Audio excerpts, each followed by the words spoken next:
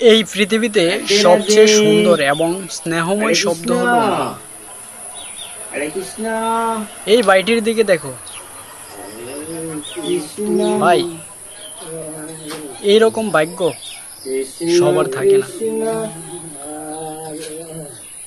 হরে রাম হরে রাম রাম হরে হরে তারপরে হরে কৃষ্ণ কৃষ্ণ কৃষ্ণ হরে হরে রাম রাম রাম হরে হরে মা তারপরে রাম